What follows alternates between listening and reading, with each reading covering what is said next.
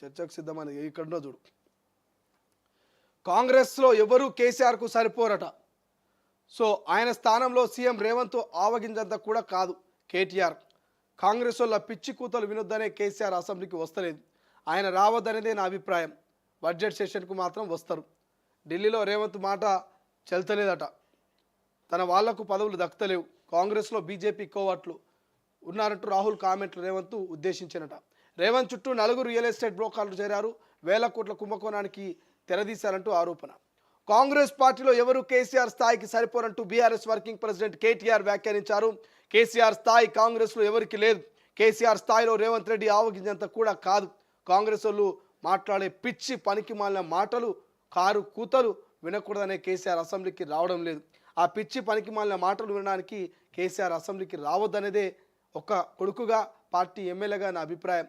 Assembly budget సమావేశాలకు మాత్రం కేసీఆర్ హాజరవుతారంటూ తెలిపారు.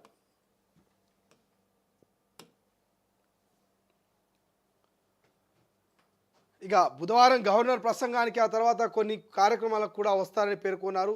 బీఆర్ఎస్ ఎమ్మెల్సీ అభ్యర్థిగా దాసోజు శ్రవణ్ని నామినేషన్ సందర్భంగా సోమవారం అసెంబ్లీకి వచ్చిన కేటీఆర్ బీఆర్ఎస్ ఎల్పీలో మీడియాతో చిట్చాట్ చేశారు. విద్యావంతుడు, ఉద్యమకారుడు, బీసీ బిడ్డ అయిన దాసోజు శ్రవణ్కు కేసీఆర్ పట్టుబట్టి ఎమ్మెల్సీగా అవకాశం ఇచ్చారంటూ ఆయన చెప్పారు. గతంలో బీజేపీ అడ్డుకున్న రెండోసారి అవకాశం ఇచ్చి కేసీఆర్ మాట నిలబెట్టుకున్నారని తెలిపారు. మొన్నటి ఎమ్మెల్సీ ఎన్నికల ఫలితాలు కాంగ్రెస్కు చెంపపెట్టు లాంటివని అంటున్నారు. ఎమ్మెల్యేల బేరసారాలకు అవకాశం ఇవ్వకూడదన్న ఉద్దేశంతోనే ఎమ్మెల్యే కోట ఎమ్మెల్సీ ఎన్నికల్లో పార్టీ తరఫున మరో అభ్యర్థిని బరిలో నిలపడం లేదంటూ చెప్పారు. గతంలో కాంగ్రెస్ చేసినట్టుగా ఎమ్మెల్యేలను కొనుగోలు చేసి పదవులు దక్కించుకోవాలనే దుర్మార్గపు ఆలోచన తమకు లేదన్నారు. అందుకే ప్రస్తుతం తమకు సభలో ఉన్న బలం మేరకు ఒక అభ్యర్థినే నిలిపామంటూ తెలిపారు. ఇక రేవంత్ కిషన్ రెడ్డి ఒక్కరేనట. కాంగ్రెస్లో బీజేపీ కోవట్లున్నారంటూ రాహుల్ గాంధీ చేసిన కామెంట్లు రేవంత్ రెడ్డిని ఉద్దేశించి చేసినవేనంటూ కేటీఆర్ వ్యాఖ్యానించారు. రేవంత్ రెడ్డి మాట ఢిల్లీలో నడవట్లేదంటున్నారు. ఎక్కే విమానం, దిగే విమానం తప్ప రేవంత్ చేసేదేమిది అంటూ విమర్శలు. రేవంత్ చెప్పిన ఎవరికి ఎమ్మెల్సీ ఇవ్వలేదు. తన సొంత వ్యక్తులకు పదవులు ఇప్పించుకోలేని నిస్సహాయ స్థితిలో ఆయన ఉన్నారు. సీఎం పీఠం రేవంత్దే అయినా పెత్తనం మొత్తం కాంగ్రెస్ హైకమాండ్దే. రేవంత్ను చూస్తుంటే జాలేస్తున్నది. కేంద్ర బడ్జెట్ తర్వాత 11 ప్రతిపాదనలు పట్టుకొని ప్రధాని మోదీని రేవంత్ కలిశారు. కానీ మీటింగులు అసలు ఎజెండా వేరే ఉంది. మంత్రి శ్రీధర్ బాబును బయటకు పంపించి మోదీతో రేవంత్ ఏం మాట్లాడారో బయట పెట్టాలి. 15 నెలలుగా బీజేపీతో కలిసి పనిచేస్తున్న రేవంత్ తెలంగాణకు తెచ్చిందేమిటో చెప్పాలి. ప్రభుత్వం ఏర్పడి 16 నెలలు అవుతున్నా పూర్తి స్థాయి మంత్రివర్గం లేకుండా పోయింది. ఢిల్లీలో ఏం నడవకున్నా రేవంత్ మాత్రం డబ్బులు బాగానే సంపాదిస్తున్నారు అంటూ ఆరోపించారు. మోదీ మంచోడని అనుకుంటే జైల్లో వేస్తారు. కిషన్ రెడ్డి ఆ విషయంలో నిస్సహాయుడు. రేవంత్, కిషన్ రెడ్డి ఒకే తాను ముక్కలు, ఇద్దరు కలిసి దొంగాట ఆడుతున్నారు అంటూ మండిపడ్డారు. ఇక బీసీ రిజర్వేషన్లపై రేవంత్ ఆమరణ దీక్ష చేయాలంట. బీసీ రిజర్వేషన్లపైన చిత్తశుద్ధి ఉంటే రేవంత్ రెడ్డి ఢిల్లీలో ఆమరణ నిరాహార దీక్ష చేయాలంటూ కేటీఆర్ సవాల్ విసిరారు. రేవంత్ రెడ్డి దీక్ష నుంచి పారిపోకుండా తెలంగాణ బిడ్డలంతా కాపలాగా ఉంటారని, ఎన్నికల్లో సీట్లు కేటాయింపు నుంచి మొదలుకొని డిక్లరేషన్ అమలు దాకా అన్నిట్లో బీసీలని ఓటు బ్యాంక్గా వాడుకుంది కాంగ్రెస్ పార్టీనే. బీజేపీ కాంగ్రెస్లను బీసీ రిజర్వేషన్లపై చిత్తశుద్ధి ఉంటే రాజ్యాంగ సవరణ అత్యంత సులభం. ఎమ్మెల్సీ ఎన్నికల ఫలితాల్లో బీజేపీకి ఒరిగింది శూన్యం. బీజేపీ సోషల్ మీడియాలో ఎక్కువ, సొసైటీలో తక్కువగా ఉంటుంది. మా పార్టీ తీసుకున్న నిర్ణయం మేరకే గ్రాడ్యుయేట్, టీచర్ ఎమ్మెల్సీ ఎన్నికల్లో పోటీ చేయలేదు. అదే సమయానికి స్థానిక సంస్థల ఎన్నికలు 10 స్థానాల్లో ఉప ఎన్నికలు వస్తాయి కాబట్టి వాటిపైన ఎక్కువ దృష్టి పెట్టాలనే ఉద్దేశంతో ఈ నిర్ణయం తీసుకున్నాం. కానీ రాష్ట్ర ప్రభుత్వం స్థానిక సంస్థల ఎన్నికలకు పోవడానికి భయపడి వాయిదా వేసుకొని పారిపోయింది. ఒక గ్రాడ్యుయేట్ ఎమ్మెల్సీ కోసం ప్రచారం చేసిన ఏకైక బలహీనమైన సీఎం రేవంత్ రెడ్డి అంటూ విమర్శించారు.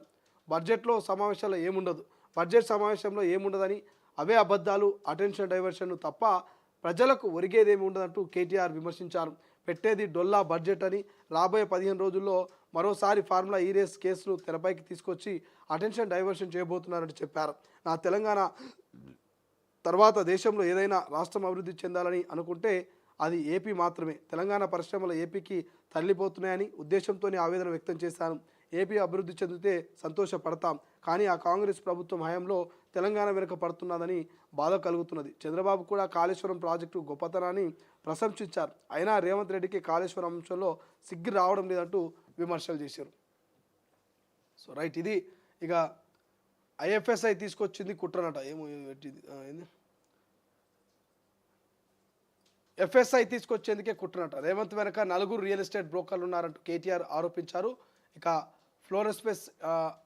ఎఫ్ఎస్ఐ ఫ్లోర్ స్పేస్ ఇండెక్స్ తీసుకురావడానికి ప్రయత్నాలు చేస్తున్నారని చెప్పారు. వేల కోట్ల కుంభకోణానికి సీఎం రేవంత్ నలుగురు బ్రోకర్లు కుట్ర చేస్తున్నారంటూ ఆరోపించారు. దీనిపై రేవంత్ శ్వేతపత్రం విడుదల చేయాలన్నారు. మా హయాంలో విచ్చలవిడిగా భవన అనుమతులు ఇవ్వలేదు. ఎఫ్ఎస్ఐ తీసుకొచ్చింది వైఎస్ఆర్ రాజశేఖర రెడ్డి. సో టీడీఆర్ విషయంలో భారీ లూటి జరుగుతున్నది. తక్కువ రేటుకు టీటీఆర్లు కొని ఎఫ్ఎస్ఎఫ్ఐపై నిబంధనలు విధించి భారీ రేటుకు అమ్ముకోవాలని ఎత్తుగడలు వేస్తున్నారు. ఇది ముమ్మాటికి ఇన్ఫర్టర్ ట్రేడింగ్ లాంటి భారీ నేరమే. దీనిపై సిబిఐ, ఈడీ వంటి సంస్థలు విచారించాలి. ప్రస్తుతం హైదరాబాద్లో టీడీఆర్ల ఎవరి వద్ద పోగుపడుతున్నాయో, ఎవరు అడ్డగోలుగా కొనుగోలు చేస్తారనే అంశాలపై శ్వేతపత్రం విడుదల చేయాలంటూ టీడీఆర్ పద్ధతిలోని వేల కోట్ల రూపాయల విలువైన 400 ఎకరాల భూములను ప్రజా అవసరాల కోసం జిహెచ్ఎంసీ ప్రజల నుంచి సేకరించింది అని కేటీఆర్ కామెంట్ చేస్తున్నటువంటి పరిస్థితి మనకు కనిపిస్తుంది. బట్ ఏదేమైనప్పటికీ కూడా సో కాంగ్రెస్లో ఎవరు కేసీఆర్కు సరిపోరంటూ ఆయన చెప్తున్న ఏమంటున్నాడు, కాంగ్రెస్లో ఉన్నటువంటి ఏ లీడర్ కూడా కేసీఆర్ స్థాయికి సరిపోరంట. ఇక ఆవగింజంతా కూడా రేవంత్ రెడ్డి కేసీఆర్కు సరిపోడట. ఒక కొడుకుగా, ఒక ఎమ్మెల్యేగా, ఓ పార్టీ వర్కింగ్ ప్రెసిడెంట్గా కేసీఆర్ను నేనే అసెంబ్లీకి రావద్దని చెప్తున్నా. కొంచెమన్నా ఉండాలి, కొంచెమన్నా బుద్ధి ఉండాలి కేటీఆర్. ఇక సిగ్గనేటట్లు ఏమన్నా కానీ బుద్ధి ఉండాలి. తెలంగాణ ప్రజలు ఎంతో నమ్మకంతో ప్రధాన ప్రతిపక్ష నాయకుడిగా మీ పార్టీ నేత మాజీ ముఖ్యమంత్రి కేసీఆర్కి అవకాశం ఇస్తే మీరు వద్దు ఇంట్లో వండుకో, వద్దు ఫామ్ హౌస్లో వండుకో, వద్దు విదేశాలకు పో అని చెప్పిరా, చెప్తారా? ఎంతవరకు ఇది మీకు కరెక్ట్ అనిపిస్తూ ఉంది? ఒక వర్కింగ్ ప్రెసిడెంట్గా, ఒక ఎమ్మెల్యేగా మీరు అసెంబ్లీకి రాకపోతే, ప్రతిపక్ష నాయకుడి ప్రతిపక్ష హోదాలో మీరు రాకపోతే ప్రజలు ఆగమవుతున్నారు, ప్రజలు సంక్షేమ పథకాలకు దూరం అవుతున్నది, ప్రభుత్వం ప్రజల్ని మోసం చేస్తున్నది, ఇచ్చిన హామీలు నెరవేర్చలేస్తలేదు. సో మీరు ఖచ్చితంగా రావాలని దగ్గరుండి చేయబట్టుకొని తీసుకురావాల్సినటువంటి బాధ్యత ఒక కొడుకుగా, ఒక వర్కింగ్ ప్రెసిడెంట్గా, ఒక ఎమ్మెల్యేగా కేటీఆర్ మీద మీ మీద ఉన్నది. సో ఈయననే వద్దన్నాడు శుద్ధపుట, నాన్నగారు మీరు వద్దు, ఆ అసత్యపు ప్రచారాలు, ఆ అబద్ధాలు, ఆ మాటలు మీరు వినలేరు, దయచేసి మీరు ఇంట్లోనే ఉండండి, మీరు ఫామ్ హౌస్లోనే ఉండండి, ఈ పిచ్చి కూతలు వినొద్దని నేను అసెంబ్లీకి రావద్దని చెప్తున్నా అని చెప్పినాడు. ఎంత అన్యాయమా ఇది, ఎంత దౌర్భాగ్యం నిజంగా. 10 ఏళ్ళ అధికారాన్ని అనుభవించి 10 ఏళ్ళు అవినీతి అక్రమాలకు పాల్పడి 10 ఏళ్ల పాటు మస్తు దోసుకొని దాచుకున్నాక ఇక ఇప్పుడు ఏం అవసరం ఉన్నదిలే, ఇప్పుడు ఎవరి కోసం కొట్టాడలే, ఇప్పుడు వచ్చి ఏం మాట్లాడాలి అన్నట్టుగా కేటీఆర్ చెప్తున్నాడు. అసెంబ్లీ లేనప్పుడేమో ఐ అంటారు, ఇక అది చేసింది ఇది చేసింది, ఈ స్కాము ఆ స్కాము, భారీ కుంభకోణం ముఖ్యమంత్రి అని అంటారు. మరి అసెంబ్లీలో మాట్లాడడానికి ఏమైంది? నోట్లో బెల్లం గడలు ఏమైనా పెట్టుకున్నారా? అసెంబ్లీకి వచ్చి మాజీ ముఖ్యమంత్రి గర్జించాలి కదా, బడ్జెట్ మీద మాట్లాడాలి కదా, ప్రజా సంక్షేమం మీద మాట్లాడాలి కదా, ప్రజల తరపున మాట్లాడాలి కదా, సమయం దొరికినప్పుడల్లా ప్రభుత్వం మీద కొట్టాడాలి కదా. ఆ బాధ్యత కేసీఆర్ మీద లేదా? ప్రధాన ప్రతిపక్ష నాయకుడిగా కేసీఆర్ మీద లేదా? ప్రధాన ప్రతిపక్ష పార్టీ నాయకులుగా మీ మీద లేదా? హరీష్ రావు మీద ఎవరి మీద లేదు? ఇలా ఉత్త డొల్లా బడ్జెట్ అట, ఏముండదట డొల్లా బడ్జెట్ అట. మీరు బడ్జెట్ పెడితేనే బాగా పెట్టారు, కానీ కాంగ్రెస్ వచ్చేసరికి డొల్లా బడ్జెట్ అట. మరి ఆ ప్లానింగ్ ఏదో అసలు ఆలోచన ఇది, ఆ డొల్లా బడ్జెట్ కాకుండా 7 లక్షల కోట్ల రూపాయలు అప్పు చేసిపోయినాక డొల్లా బడ్జెట్ లేకపోతే ఏ బడ్జెట్ ఉంటుంది? మరి బంగారు బడ్జెట్ ఏమైనా పెడుతుందా కాంగ్రెస్? మీరు చేసిపోయిన అప్పులో కిస్తులు కట్టుకుని పోతా ఉన్నారు. సో ఇంకా బంగారు బడ్జెట్ ఏమైనా పెడతారా? గతంలో మీరు పెట్టిన బడ్జెట్ కూడా గదే బడ్జెట్, డొల్లా బడ్జెటే, కానీ పై మెరుపులేమో బంగారు బడ్జెట్ లెక్క కవరింగ్. మీరు పోయినాక కుర్చీ దిగినాక ఆ కుర్చీ కింద ఉన్నటువంటి బొక్కలు కనబడుతున్నాయి. ఉన్న రోజులు మంచిగా సోఫా లెక్క మంచిగా దాన్ని ఇట్లా మెయింటైన్ చేస్తూ వచ్చారు. మీరు పోగానే ఆ బొక్కలు ఏడున్న బొక్క బయట పడుతుంది కుర్చీ దిగంగానే. సో డొల్లా బడ్జెట్ అంట. ఢిల్లీలో రేవంత్ మాట చెల్తలేదట, మీది గల్లీలో కూడా చెల్తలే కానీ పాపం. వాళ్ళు ఢిల్లీ దాన్ని చెల్లతలేము ఓకే, మీరు గల్లీలో కూడా చెల్తలే కదా మాట. మీ గల్లీలో మాట చెల్తే మొన్న ఎమ్మెల్సీలో పోటీ చేసేటోళ్ళు, మొన్న అసెంబ్లీ ఎన్నికలు సీటు తగ్గేటివి కావు, పార్లమెంట్లో గుడుసుడు వచ్చేది కాదు. రేవంత్ రెడ్డి తెలంగాణోడు.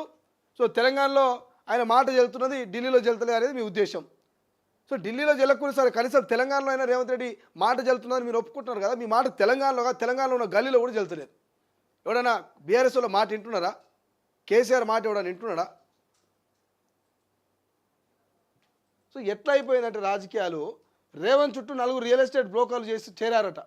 1000 కోట్ల కుంభకోణానికి తెరదీసినట్టు ఆరోపణలు కాదు, దానికి ఆధారాలు తీసుకొచ్చి మీడియా ముంగలు పెట్టి ఇక చూడురా నాయన రేవంత్ రెడ్డి ఆయన పక్కన ఉన్న నలుగురు చేస్తున్నటువంటి కథ గిదని చెప్పేసి మాజీ మంత్రి వర్కింగ్ ప్రెసిడెంట్ కేటీఆర్ ఈ నిజాలన్నీ కూడా బయట పెడితే ఇంకా బాగుంటుంది.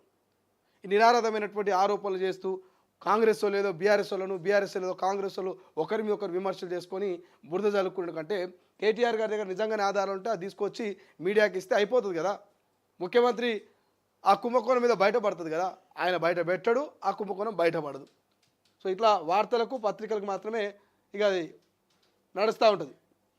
బడ్జెట్ సెక్షన్కి మాత్రం వస్తారట, బడ్జెట్ సెక్షన్కి మాత్రమే కేసీఆర్ వస్తారట. ఏం చేస్తారు బడ్జెట్ సెషన్కి వచ్చి? ఏడాదికి 60 రోజుల ఈ ఎవరైతే ఎమ్మెల్యే ఉంటాడో ఈ ఎమ్మెల్యే కానీ లేకపోతే ఇప్పుడు ప్రధాన ప్రతిపక్ష నాయకుడిగా ఆయన మొత్తం మీద 60 సార్లు ఏమో సభకు హాజరవ్వాల్సినటువంటి అవసరం ఉంటుందట. ఈ 60 సార్లు కనుక హాజరు కాకపోతే 60 సార్లు 20 సార్లు నాకు కూడా క్లారిటీ లేదు. సో హాజరు కాకపోతే మనం స్కూల్ అటెండెన్స్ ఉంటుంది కదా, మినిమం అటెండెన్స్ మెయింటైన్ చేయకపోతే ఎగ్జామ్కి అనర్హుడు అన్నట్టుగా మినిమం అసెంబ్లీకి రాకపోతే ఆయన మీద అనర్హత వేటు పడుతుంది. సో ఆ మినిమం అటెండెన్స్ కోసమే కేసీఆర్ అసెంబ్లీకి వస్తున్నాడు తప్ప బడ్జెట్ మీద ప్రేమనో తెలంగాణ ప్రజల మీద ప్రేమతోటో ఎక్కడ కూడా లేదు. కేవలం మినిమం అటెండెన్స్ ఉండాలి కాబట్టి మళ్ళీ అనర్హత వేటు పడవద్దు కాబట్టి అసెంబ్లీకి వస్తున్నాడు. సో కేవలం బడ్జెట్ సెక్షన్ మాత్రమే ఈయన రమ్మన్నట శిల్క పలుకులు పలుకుతున్నాడు కేటీఆర్. చూడాలి ఏమవుతుంది ఈ అసెంబ్లీలో. మరి కేసీఆర్ వస్తే నిజంగానే పూర్తి స్థాయి బడ్జెట్ అయిపోయిందాక అటెండ్ అవుతాడా, లేకపోతే మొక్కుబడిగా ఒక 2 రోజులు గవర్నర్ ప్రసంగానికి వచ్చి తర్వాత మళ్ళీ బడ్జెట్ ప్రవేశపెట్టిన రోజు వచ్చి ఇలా నమస్తే చెప్పి బాయ్ ఊపిపోతారో తెలియదు. వచ్చిన వ్యక్తి లాస్ట్ దాకా ఉండాలి, చివరి దాకా కొట్లాడాలి. మరి చివరి దాకా ఉంటాడా, మొదటి 2 రోజులు వచ్చి మరి వెళ్ళిపోతారా చూడాల్సినటువంటి అవసరం ఉంది. బట్ ఏదేమైనప్పటికీ మాత్రం కేటీఆర్ ముందే లీక్ ఇస్తున్నాడు. ఖచ్చితంగా భవిష్యత్తులో మళ్ళీ దీని గురించి డిస్కషన్ చేస్తా, దేని గురించి ఫార్ములా ఈ రేస్ గురించి నన్ను ఇబ్బంది పెడతారని ముందే చెప్తున్నాడు ఆయన.